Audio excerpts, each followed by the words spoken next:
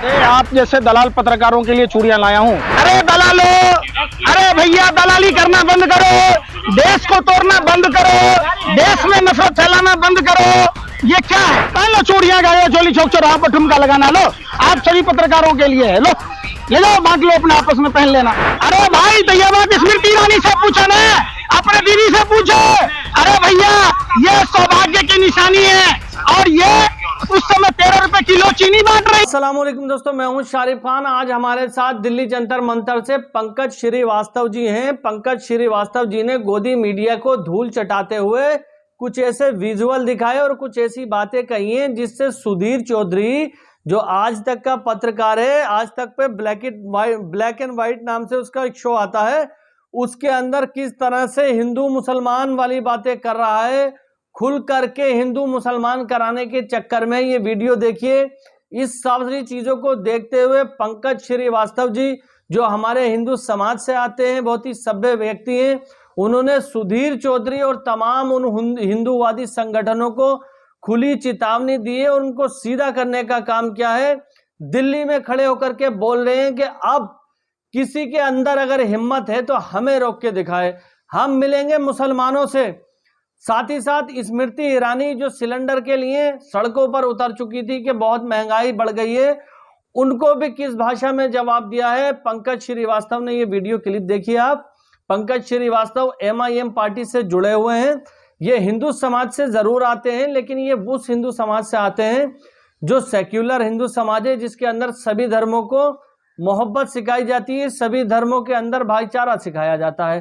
तो चलिए वीडियो को देर नहीं करते हुए वीडियो शुरू करते हैं और पंकज श्रीवास्तव जी से जानने की कोशिश करते हैं कि आखिर हिंदू समाज से आने के बावजूद भी RSS, बजरंग दल, विश्व हिंदू परिषद और गोदी मीडिया को लेकर इतने बड़े पैमाने पर प्रदर्शन क्यों रहे हैं और इन सारे नफरती चिंटुओं की ईंट से ईंट बजाने के लिए आगे उतरकर आ चुके हैं। तो चलिए पंकज श्रीवास्तव जी से बात करते हैं। तो इस वीडियो को शुरू करने से पहले मैं बता दूं, इस वीडियो के अंदर पंकज श्रीवास्तव जी ने जो कुछ भी बोला है ये उनके अपने निजी विचार हैं। हम इनकी बातों की सत्यता की पुष्टि नहीं करते। हम सभी धर्मों का सम्मान करते हैं, सभी लोगों का सम्मान करते हैं। केवल इनके निजी विचार हैं, ये क्या सोचते हैं ये आप लोगों तक पहुंचाना बहुत जरूरी है। इसकी जिम्मेदारी पंकज श्रीवास्तव जी की है। तो चलिए शुरू करते हैं वीडियो और उसके बाद हम लोग और आप बात करते हैं। निश्चित तौर पर आप देख रहे होंगे, ये अपने आप को राष्ट्रवादी पत्रकार समझते हैं और इन पत्रकारों की स्थिति अगर देखेंगे तो आपको पता चलेगा कि जिस तरीके से ये नफरत फैलाने का काम करते हैं। कौन है वो? सुधीर चौधरी जैसे तिहारी, दो गौरी के लुचे लफंगे पत्रकार ने किस तरीके से आप जैसे दलाल पत्रकारों के लिए चूड़ियां लाया हूं। ये देखो सुधीर चौधरी क्या कह रहा, बताओ। ये चूड़ियां आप जैसे पत्रकारों के लिए पहन लो, घाघरा चोली, जाओ ठुमका लगाओ सड़कों पर। ये किस तरीके से नफरत परोस रहा है। अरे भाई सुना, अरे दलालो, अरे भैया दलाली करना बंद करो, देश को तोड़ना बंद करो, देश में नफरत फैलाना बंद करो। ये क्या है? क्या कह रहे आप? समझो, आप उस समय तो ना नाचते जब पुलिस वाले को भाजपा का सांसद मारता है, दरोगा को। आप तब नहीं बोलते कि उत्तर प्रदेश में किस तरीके से मारा पीटा जाता है। आप तब नहीं बोलते जब उत्तर प्रदेश में बलात्कार कर भारतीय जनता पार्टी का नेता किस तरीके से, ये कौन है भाई ये बताओ, ये हमारी खबर है, ब्रेकिंग न्यूज है। तो अरे भाई सुन तो लो। उत्तर प्रदेश कुंदन सिंह नाबालिग की गैंग रेप के बाद हत्या, बताओ। बीजेपी नेता सहित 3 खबर दिखाया आप लोगों ने, आप क्या खबर दिखाते हो? नाबालिग पहन लो चूड़ियां, गायो चोली चौक चौराहा पर ठुमका लगाना। लो आप सभी पत्रकारों के लिए है, लो ले लो, बांट लो, अपने आपस में पहन लेना। क्या तमाशा कर रखे हो? अरे भाई तो ये बात स्मृति ईरानी से पूछो ना, अपने दीदी से पूछो। अरे भैया ये सौभाग्य की निशानी है और ये उस समय 13 रुपए किलो चीनी बांट रही थी, कर रही थी, गैस सिलेंडर लेकर घूम रही थी 400 रुपए की। अब आज क्यों नहीं बोलती है? क्यों नहीं बोलती है? पूछो जाकर सवाल। सवाल पूछने की तुम्हारी औकात नहीं और तुम लोगों की हिम्मत नहीं कि ये सवाल पूछो। किस तरीके से Sudhir Chaudhary black and white show चला रहा है, जो पाकिस्तानी शो है, पूरा का पूरा काला चिट्ठा ब्लैक एंड शो में दिखाया जाता है। किस तरीके से नफरत परोस रहा था। आप नहीं बात करते, आप नहीं बात करते कि RSS में 4-4 पीढ़ियों से रहने वाला प्रदीप करूलकर भारत की खुफिया जानकारी पाकिस्तान को दे रहा था।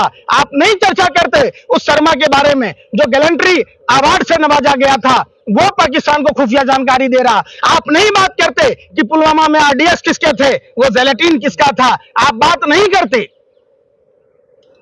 बात करो ना। है हिम्मत तो जाके पूछो सत्ताधारी दलों से कि कभी ये पालमान बेटियों के जो यौन शोषण के आरोपी हैं उसके रक्षक बन के काम करते, कभी ये किसानों के जो हत्यारा, जो उसका बाप प्रभात गुप्ता का हत्यारोपी है, जिसके बेटे ने हमारे देश के पालनहार अन्नदाता किसान भाइयों को थार से कुचल दिया था, उसका रक्षा करता है। कभी कुलदीप सेंगर की रक्षा करता है, कभी बहन मनीषा के दरिंदों की रक्षा करता है, कभी छात्र नौजवानों को मारता है, पीटता है, तो आप उस पर चर्चा नहीं करते। पंडित जी सुनिए, पहले मुख्तार अंसारी की हत्या हुई, आप छाती पीट रहे थे, सड़कों पर लेट रहे थे, खूब आपने जो है आप सुन हत्या हुई है, एक हिंदू की हत्या हुई है, अब आप नहीं बोलेंगे। किस हिंदू की हत्या हुई भाई? गैंगस्टर किसने नहीं कहा? आप बोले। अरे सुन लो बेशर्मो, अरे सुन लो सत्ता के हर्षियों, महिला वकील। देखो आप लोग कहते हैं कि योगी का राज है, मैं कहता हूं ढोंगी अपराधनाथ के राज में देश में कोई भी सुरक्षित नहीं है। आप ये बताओ कि देश में कोई भी सुरक्षित नहीं है, न्यायालय में सुरक्षित नहीं है। हमने देखा है जजों को कुर्सियों के नीचे छुपते हुए, वकीलों को दौड़ते हुए हमने देखा है अस्पताल में। आपने कहा मैं कोई भी क्रिमिनल हो, कानून सम्मत उसको सजा मिले, मुझे इसका कोई परवाह नहीं, कोई मेरा रिश्तेदार नहीं। अगर मेरा रिश्तेदार भी होता तो मैं कहता उनको फांसी की सजा दो। लेकिन जिस तरीके से ये नौटंकी अठामेबाजी चल रही है वो गलत है।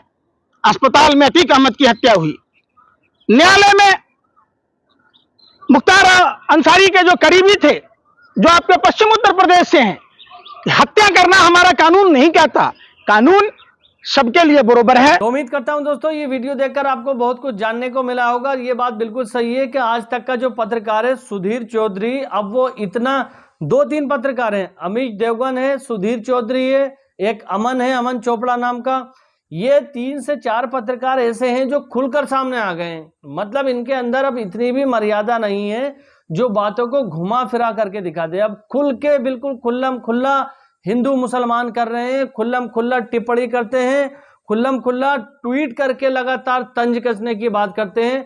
आप जानते होंगे कि उत्तर प्रदेश के बुलंदशहर के अंदर मंदिर में घुसते हैं कुछ लोग और मूर्तियों को खंडित करने का काम करते हैं, तो उनको बिना उनकी जांच पड़ताल किए, बिना ये जाने के वो कौन व्यक्ति है, ये ट्वीट कर देता है विशेष समाज के लिए, किसी एक विशेष समाज के लिए ये ट्वीट कर देता है। लेकिन जब उनकी इन्वेस्टिगेशन होती है, पुलिस पता लगाती है, तो वो तीनों के तीनों हिंदू समाज के व्यक्ति हैं। तो ये बिना कुछ जाने, बिना कुछ पड़ताल किए हुए सिर्फ किसी किन्हीं विशेष लोगों के लिए उनकी सैलरी पर बैठे हैं और उनके लिए वीडियो बना रहे हैं। इनके चैनल की अब इनकम हो या नहीं हो, इनके पास दूसरी साइड इनकम हो चुकी है। इनको जहां से फंड मिलना है वहां से फंड मिलता रहेगा। अब ये कुछ भी दिखाएं, इन लोगों को कोई परवाह नहीं है। लेकिन भारत की जनता जो बना सकती है वो जनता बिगाड़ भी सकती है, ये बात याद रखना।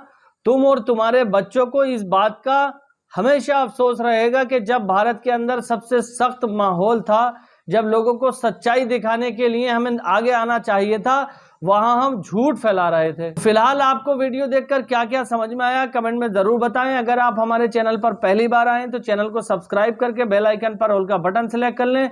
इंशाल्लाह फिर मिलूंगा इसी तरह की एक नई वीडियो के साथ। तब तक दुआओं में याद रखना। खुदा हाफिज, जय हिंद, जय भारत।